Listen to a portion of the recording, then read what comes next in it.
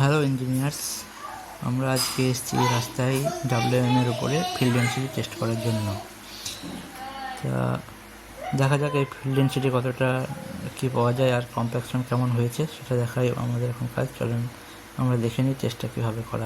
প্রথমে আমরা ট্রের মাপে একটা হোল করেছি, হোলটার ডেপথ হচ্ছে 100 mm।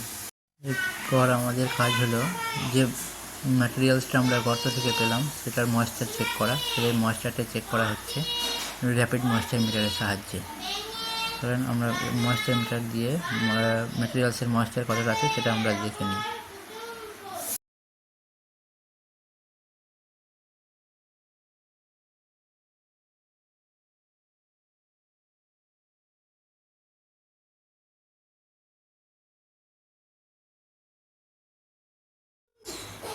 আমরা ময়েশ্চারটা পেয়েছি 4। এবার এই 4 ময়েশ্চারটাকে আমরা একটু কারেক্টেড করবো। কারেক্টেড ময়েশ্চার মিটারটা হচ্ছে আপনাদেরকে পরে জানাচ্ছি।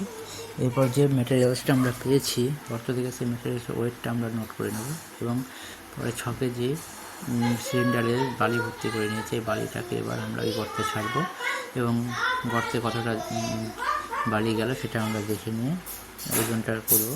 আপনারা দেখুন, তাহলে বুঝতে পারবেন যে আমরা কীভাবে টেস্টটা করছি।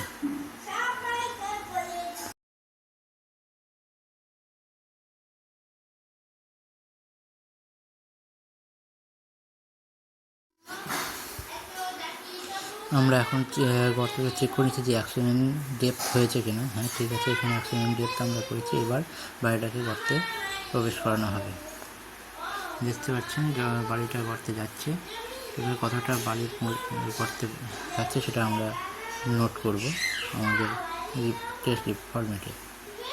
চলুন দেখে নিই আমরা। আফটার পোরিংয়ের স্যান্ডের ওয়েটটা আমরা এখন মেপে নেব এবং সেটাকে নোট করব।